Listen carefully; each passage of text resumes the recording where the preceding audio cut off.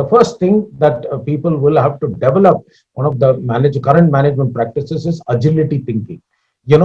Thinking agile, learning to be agile. And here we use one particular framework called learning agility, which itself has got 5 components: self-awareness agility, people agility, results agility, change agility, and of course, mental agility.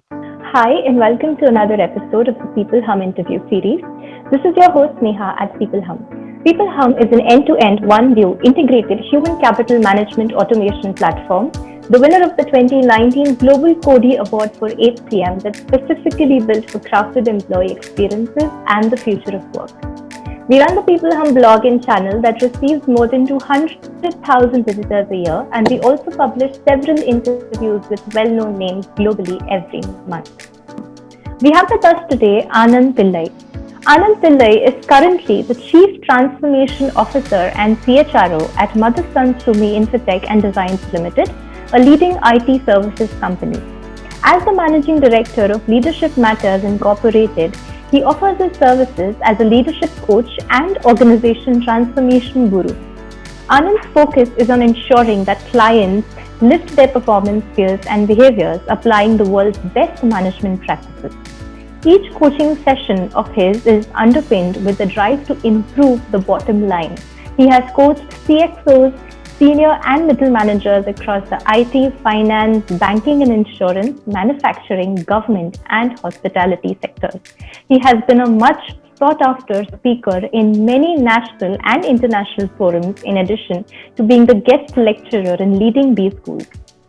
Anand has been featured in the book Leading with Wisdom, along with 30 other leaders, Stephen Covey and Abdul Kalam, to name a few. So we're very thrilled to have you with us today, Anand. Welcome to People Hum. Thank you. Thank you. So Anand, the first question that I want to ask you is that as the Chief Transformation Officer and CHRO at Motherson Sumi Infotech and Designs Limited, can you tell us a bit about the great work that you do there? The main focus of this particular role that I have got is, the overall company, overall group is going through a big business transformation. From $12 billion to about $36 billion in a 5-year period. To support that, we also have to gear up to really drive the company in all directions. Any company, particularly in the growth or the transformation phase, will focus on delivering or meeting 3 objectives: becoming the employer of choice, becoming the investor of choice, and becoming the customer or service provider or vendor of choice. Towards this objective, we had to put in a lot of processes. We had to rejig a lot of the existing practices to make ourselves not just internally focused, but also externally focused.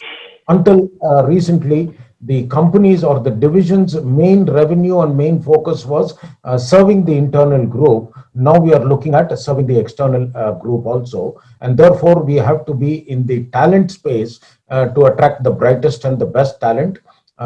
We have come out with a very attractive employee within Motherson. We actually call our employees associates. So we call it associate value proposition, because we are all fellow associates with the management. So there is nothing like an employee-employer. So that is the associate value proposition. We have also rejigged our services to become a kind of a service provider of choice. And so my business transformation is focused on these 2 objectives, on making Mind, we call it Mind, Motherson Infotech and Designs Limited, making Mind a very attractive talent magnet, and also a very viable first in choice service provider in our chosen market. Absolutely. I feel like with the changing times, these newer modules and newer terms are definitely very essential, and that sounds absolutely great, Anand. Moving on to the next question that I want to ask you, as an organization transformation guru, do you think the way that we've been looking at organizational success will take a drastic turn with the pandemic because of the way that things have changed and how our approach has changed towards things. What do you think the new workplace will be looking like?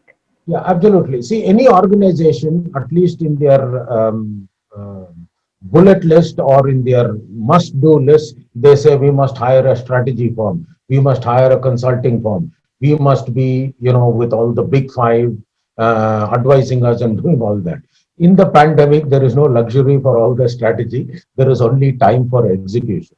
So, if you look at any company's budget, there is a mandatory budget and there is a discretionary budget. The mandatory budget, of course, will go into TV or run. The discretionary budget is what people keep us. And this is the time for people to not just think about strategy, but execution. So rather than looking at what is the big thing that makes you look good on paper, instead translate that strategy into action. And my focus, not just in my current engagement, but in all my engagements, is take a strategy, either internally developed or with the help of the big five or whoever, and convert that into reality, into execution. If you go to any library or any bookstore, you'll find about 100 books on strategy, but only one or two books on execution, and that too written from a particular frame of mind. So, both in my last role and in my current role, I've been focusing on converting strategy into executing for delivering tangible results. That sounds definitely inspiring, Anand. Your focus has been on ensuring that clients lift their performance skills and behaviors by applying some of the world's best management practices. So that sounds like something we all want to know about. So could you maybe share some of them with our viewers? Yeah. See, first of all, gone are the days where people measured themselves based on a preset KRA or KPI or some goals that were set from 3 years ago, which got revised. I think we have to have the first thing that people will have to develop. One of the current management practices is agility thinking. Thinking agile. Learning to be agile. And here we use one particular framework called learning agility, which itself has got 5 components: self-awareness agility, people agility, results agility, change agility, and of course, mental agility.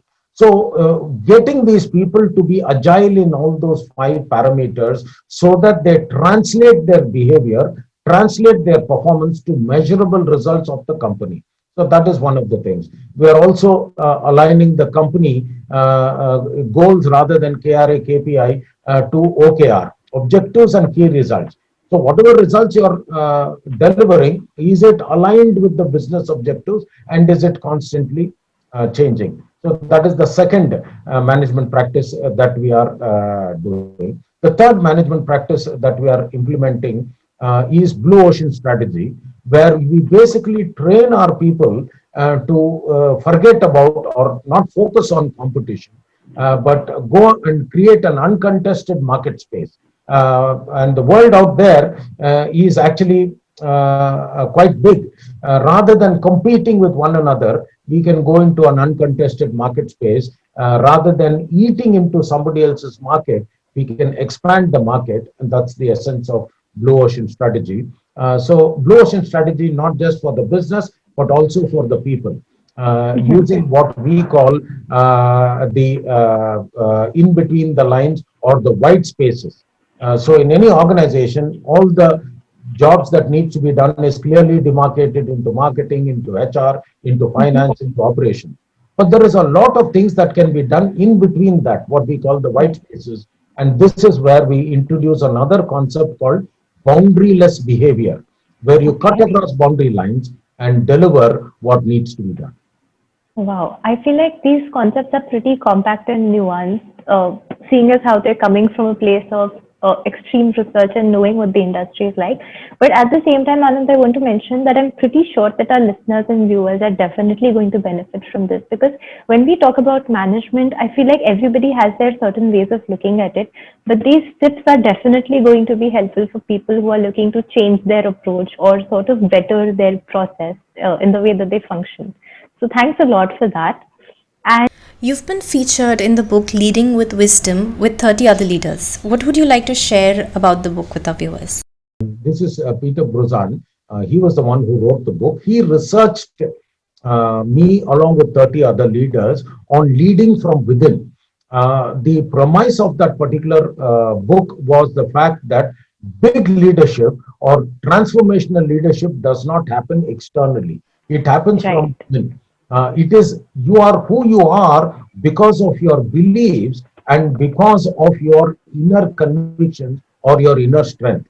Many times we start defining people based on their title, based on their position, or based on their rank in an organization. But if Yes. you actually look at it, real transformation work happens bottom up, all over. It does not matter who you are, it matters what you do, but more specifically, why you do what you do and what are your convictions that are leading you to do that. This particular interview, which happened about 13 years ago, I was interviewed along with these great leaders that you mentioned, and they interviewed us on what our focus is on delivering business results. And those days, I was working for HCL Technologies. So the kind of inner transformation work that we did was what was featured. So that is the thing. And of course, all other people also were interviewed, and everybody came out with their own frame of reference, how you can make a big impact based on how you can touch people. And my model was you get to bring out the best in people, not by giving them what you want to be done, but getting to find out what they are capable of and what they are hardwired, and then aligning the business objectives to meet their capabilities. So, in one line summary, I will say in most organizations, people are recruited to positions and titles which are already there in the organizations. But the model Right. that I proposed was people are who they are. Why don't we restructure and rejig the titles and positions so that they bring out the best in our talent? And that is exactly what we can do for you or for anybody. You are who you are. You come out with a set of strengths, a set of weaknesses, a set of unique skill sets. How wonderful it would be if I can get a job custom made for you, and that is what my hope Absolutely. is. I I feel like that is a very good way of looking at what employees can do to contribute to organizations, while at the same time also looking at what we can do for our employees. That is definitely a very insightful answer. And lastly, Anand, do you have any passing remarks for us? Well, no passing remarks. I have in my email signature, four letters KKDS, and that basically is you would have seen things. See, a lot of people in today's world say, "I want to do it, and I wish to do it, and I plan to do it." So each time somebody says, "I want to do it," I say KKDS, and somebody says, "I wish to do it," and I say KKDS, and so on. And people are confused. What is this KKDS? And KKDS is my parting comment for this interview also. It is Karke Dikao Sala. I know that some of you may not like the last one. So take Karke Dikao Sir, or Karke Dikao Sahib, or Karke Dikao Sonu Puttar. And in my current company, we've got a lot of Japanese terms. So we use Karke Dikao San. But bottom line is, don't say, don't think, don't just plan, just do it. Absolutely. I feel like that's the greatest advice. Whatever it is, just do it, because no matter how much of planning goes into it, as long as you don't execute it, the planning does not really matter. So I Bang on. don't feel like we could have ended this interview on a better note than that, Anand. So thank you so much. It was a very delightful and insightful conversation. And once again, thanks a lot. We look forward to speaking with you again. Thank you. It's a pleasure talking to you. Thank you. Same Thank you. here.